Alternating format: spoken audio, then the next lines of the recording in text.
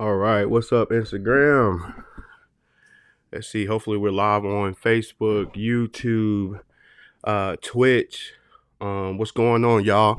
Welcome to session number 2 of our live book study. I am excited. I am happy to be with you guys this morning as we get ready to discuss the second portion of what we've been studying here, and that is Atomic Habits by James Clear. Atomic Habits by James Clear. And I'll just say this, man. First, before we get started, I've been on my ET this morning. And the word for this week, or the word for the rest of this month, is we not letting us slide in 2023.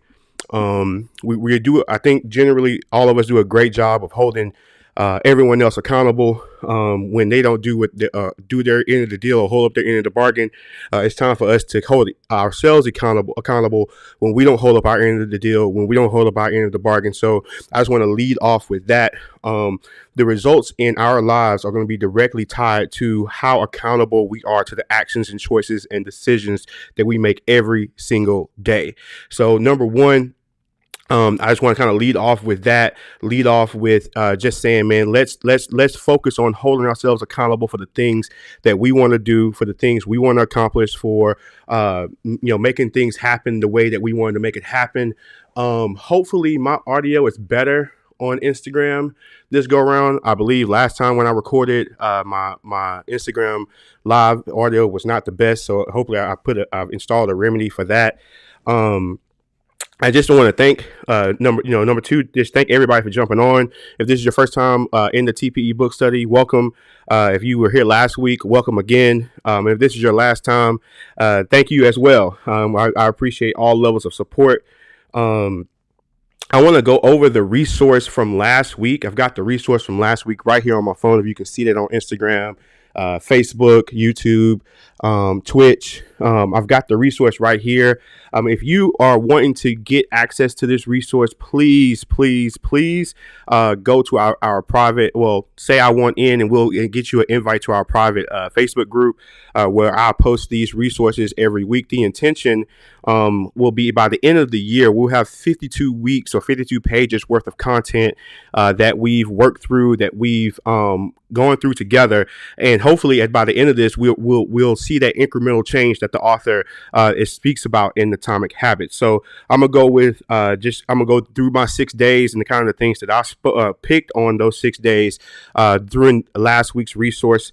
Day one was, we were supposed to identify 2 areas in our lives that we want to see improvement and provide reasons why. And so really quickly, I think the 2 things that I've identified for my life on a personal level is going to be organization and health. I want to be more organized because I feel like organization is going to be the foundation to my productivity.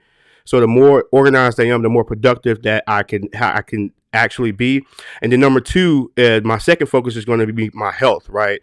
And so again, it's kind of common sense. The healthier I am, the more productive that I have the opportunity to be. So from my day one of last week's resources, is the answer is for me is organization and health. Number 2 is what small habits do I think can compound into something larger? How can I think that I can change them? It's just, I think my biggest struggle, especially when it comes down to organization, is just putting things back where they go. And it sounds very simple, but from an Atomic Habits standpoint and mindset, if I can force myself to make that one adjustment and trying to consistently put things back in their home, it would lead to an overall more organized Alex, which would then lead to a more productive Alex. And then also just adjusting the clutter. Day 3. Did you have any breakthrough moments in the last 12 months? What factors went into those moments? Honestly, I think over the last 12 months, breakthrough moment for me, number 1 was just starting this show, having the confidence to be able to get in front of the camera, get on the microphone and go live. Those are, I think pivotal breakthrough moments for me in terms of where I think my long-term trajectory is from a professional standpoint, from an occupational standpoint. Definitely this is the first steps in order for me to be able to get to those next levels. So adopting these habits of having the confidence and being able to do this level of content creation is definitely a breakthrough that I've had over the last 12 months. Day 4, recall a time where you reached a goal, but shortly after you ended up losing ground on that goal and how they make you feel.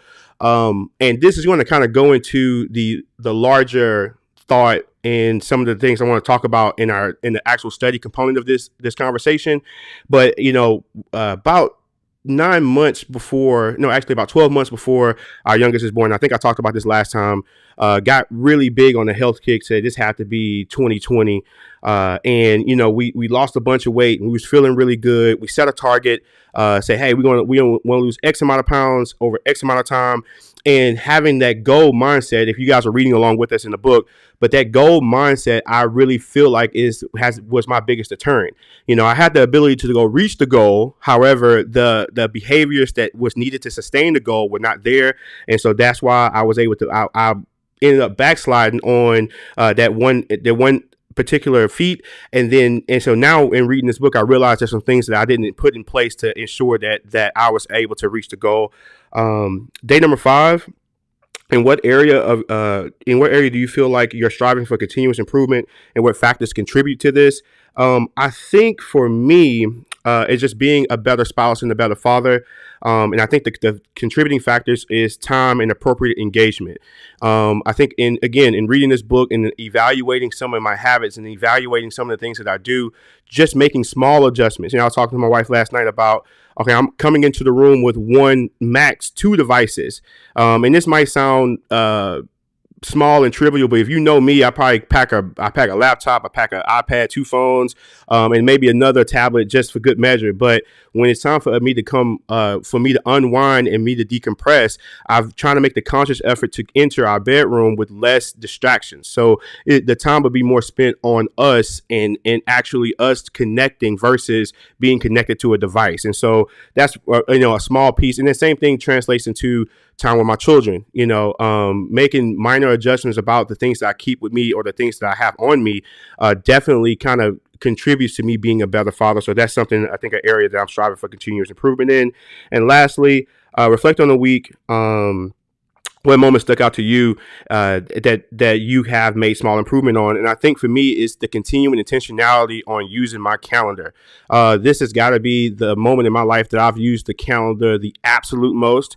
And so my calendar has been kind of and we'll talk about this a little bit in our study, but when we talk about making it obvious and creating our environment to produce healthy results, my digital environment is one that I've really been focusing on as well, because my phone is always with me. So if learning to leverage the calendar and learning to leverage that resource and make it a staple in my life has been something that I've been very intentional on, and I feel like I've made a lot of improvement on. For those of you out there, again, week 2's resource is available. This is the habit scorecard that was talked about in the first law in Atomic Habits, where we're going to kind of list out the habits that we have during the day and then rank them whether or not they're good, bad, or neutral. And then we want to start to capitalize on those good habits and then evaluate those bad habits and why they exist, and then create our environment around us to try to help us be better in that area. And so let's go ahead and jump into our study. The core element of this entire book is talking about incremental change. We're not looking for sweeping large changes. We're looking to get 1% better every day. And I believe there's some things that was in this first session that would definitely help and contribute towards us getting 1% better. The first consideration that I have in my notes is the need to understand what goes into your identity exactly. I think one of the most important things, and I think one of the things that slapped me in the face the most when I was reading this text over the week, was how I looked at myself and how I identified myself, and how important it is to have positive identifications and to properly understand what it means to identify as such. And here's my example. I tend to think I'm relatively organized as an individual. I tend to think that for the most part, I have good organizational skills, that I have good organizational habits. However, whenever I was reading this book, and I had to really take a step back and say, I'm really not that organized. I'm not an organized individual, really. I'm confusing my ability to get organized when the situation calls for it in saying that I'm organized, if that makes sense. And so I don't necessarily have the sustainable habits for day in and day out that would say, hey, you're an organized individual. And so for me, it's just the understanding of, hey, what are those things that I want to do? What are those projections that I want to have on my life? And then exactly looking at the things that I do hour to hour, minute to minute, that contribute to me being the individual that I say that I want to be. And so, if that makes sense, so if you say you want to be, if you want to, you consider yourself to be a healthy individual, and that's another one. I would consider myself to say, well, I'm fit or I'm healthy, even though obviously I may not visually look like it, but in my head I go, well, I know what it takes to do that. I know what it takes to be able to do those things. Now, it's a big difference from understanding and knowing what it takes to do it, and then actually putting it into action every single day. So I think that's definitely where a breakthrough moment for me in thought has existed here, is that I understand a little bit more about what it takes on a day-to-day basis to sustain that identity. And so the number one identity that I'm working through right now, just on a personal level, is becoming more organized, which kind of will bring me into point number two. A key number two is breaking down the identity that you want into smaller components. So if I want to be organized, what does that mean? Or what do I need to do consistently to consider myself to be an organized individual? And so that means that if I say I'm organized, that I consistently have a home for items that I use on a regular basis. I'm tidy, and I am clean. And here's the last one I think that I'm gonna have the biggest struggle with, is that I'm lean, and not lean from a physical standpoint, but more so lean from okay, how many items do I carry around every day? How many items do I functionally use on a day-to-day basis? And so when I start to break down the core components of what I want my identity to be, then at that point I can start to look at the habits that exist within each of those different layers, right? Which brings me into the point number three. It's the evaluation of the daily activities that go into me becoming consistently what it is that I want to be. Now, I have come to a micro revelation on this topic of organization on a personal level. And, I talked to my wife about this last night, and we have varying views on it. But I think for me, and this is a very small change, and this is the changes that the author talks about in terms of that 1% better, that 1% climb on a day-to-day basis. And so one of the things that I've noticed about my spaces that I'm in more consistently is there's a lot of clutter. Sometimes there's trash.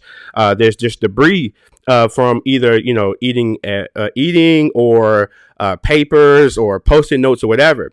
And so my initial thought is that I'm going to put more, and this might sound crazy and it might sound like it's not productive, but I went on Amazon yesterday and I bought more trash cans, small ones, just to put more trash receptacles in the areas that I am most. And so in my head is that, okay, if I create in my physical environment more spaces to dispose of the trash will not exist in those spaces, in places where it's not supposed to be, which will in turn lead into my larger idea of my identity of becoming an organized individual, if that makes sense. And so that's a very small adjustment, the small investment on my end to purchase the trash cans, then to place the trash cans, but then hopefully over time, those additional waste receptacles will contribute to me be more organized. And so that might not be the solution for you. The solution for you might look different, but that's kind of the general premise of the line of thought that we want to use, at least as far as the atomic habits study is concerned, if that makes sense. Again, this snowballs right into my next point, number 4. Design your physical and digital environment to ensure to make your activities obvious. This component, like I said, the atomic habits piece, this week's study is about making things obvious in your life that will help you get closer to that identity. If my identity is I want to be more organized, I need to look at my physical environment and say, what is happening in my physical environment that is making me become less organized, that is contributing to me not being as organized as I would like to be.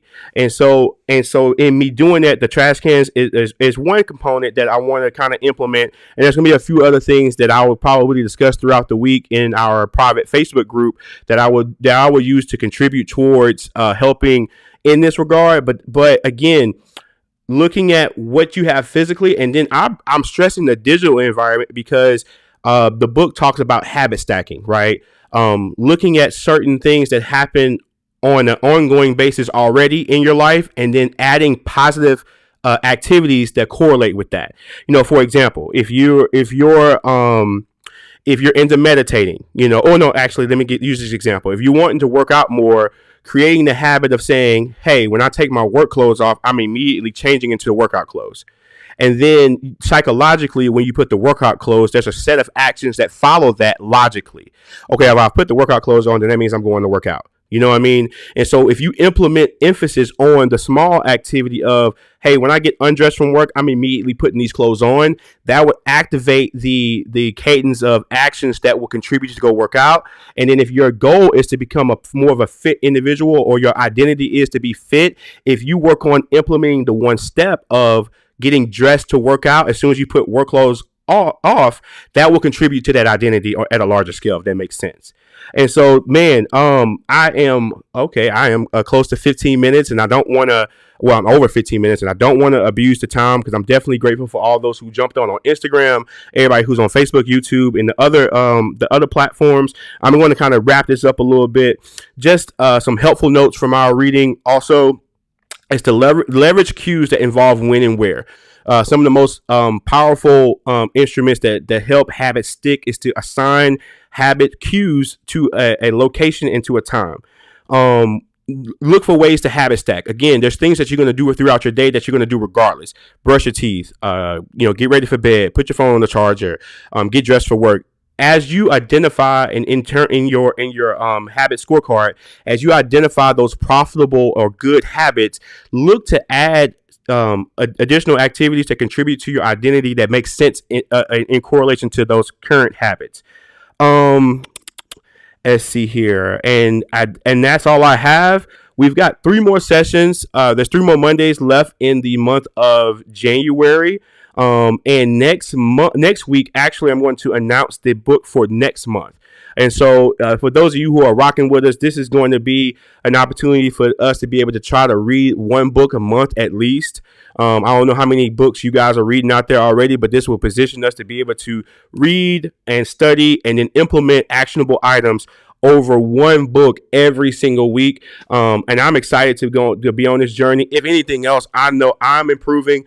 I feel like I'm getting better. And then for those of you who are joining the conversation, whether it's in passing on the live, or if you guys make the decision to jump in the Facebook group where we're increasing our engagement there, hopefully this week to get some more dialogue, to deepen the dialogue there. And yeah, man, I'm just all about getting better this year. And like I said at the front end of this conversation, we're not letting us slide this year. We're not letting us get away with being mediocre. We're not letting us get away with being average. There's a lot of things that exist in our lives that we put a lot of pressure on, that we have a high expectations for, and those are external. We need to start having high expectations for ourselves internally.